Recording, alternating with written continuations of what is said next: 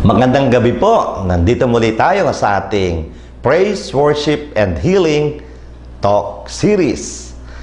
At sabi po natin ng isang linggo, ito ang ating emotional healing. God speaks to us through our emotions.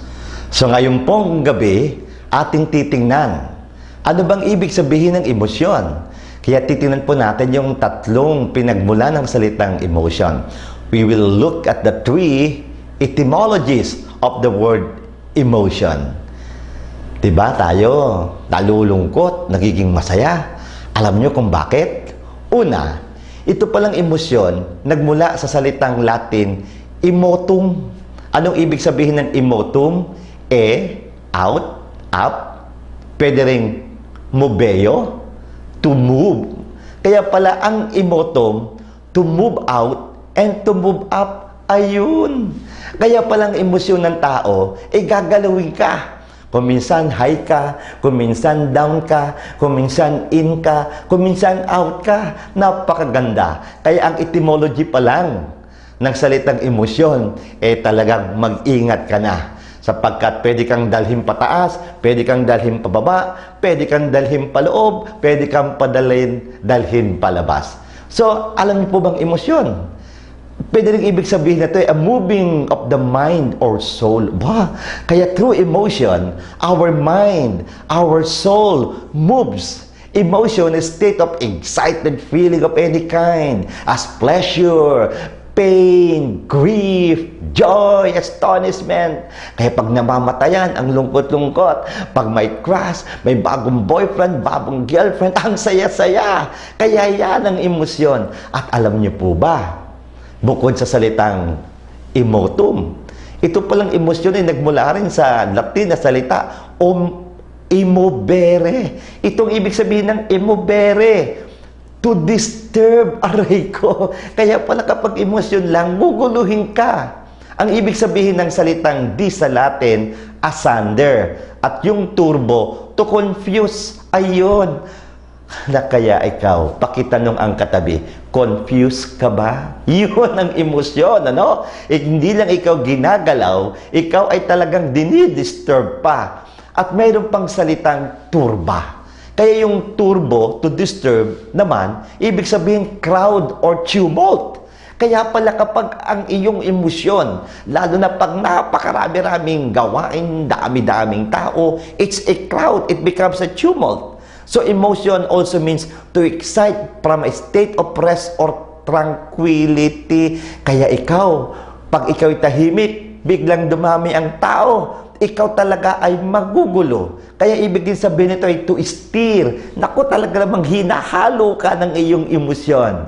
Kaya ngayon, pakiting na lang katabi, mukhang hinahalo ba yan ng emosyon? Ayan. Kaya pala magulo ang buhay kapag nai-steer, nahahalo. No? At ito na ngayon, ang ibig sabihin ng emosyon, to move, to discompose, to agitate, to throw into confusion or disorder.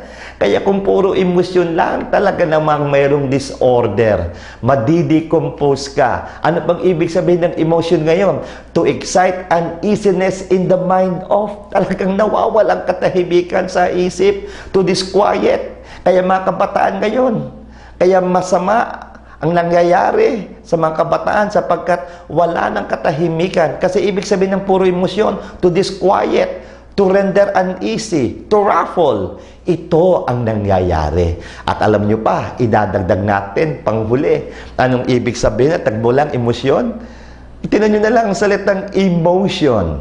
Ayun pala, ibig sabihin, energy in motion. So maganda pala ang ibig sabihin. Pwede rin maging energy ang ating emosyon. Kaya ngayong gabi mga kapatid, remember, God talks to our emotions, but it's up to us to decide. Saan natin gustong mag-concentrate? Pwedeng magkaroon ng negative emotion, pwedeng magkaroon ng positive emotion. Kaya ngayon, kung tayo'y naguguluhan, baka sinasabi ng Diyos, oy, tumahimik ka naman. Don't let your emotions disturb you. Tumahimik ka, magdasal ka. At pag yun ang ginawa, anong mangyayari? Magkakaroon tayo ng positive emotions. Kaya pag positive emotions, kapag lahat ay kalmado na, kapag lahat ay quiet na, mas madaling mapakinggan ang Diyos. Kagaya ni Mama Mary, in the silence of her heart, God speaks. Kaya tumahimik tayo. Huwag magpadala sa emosyon. Let's disquiet our emotion. Let's have this silence and listen to God. God is talking to us. Is talking to all of us tonight.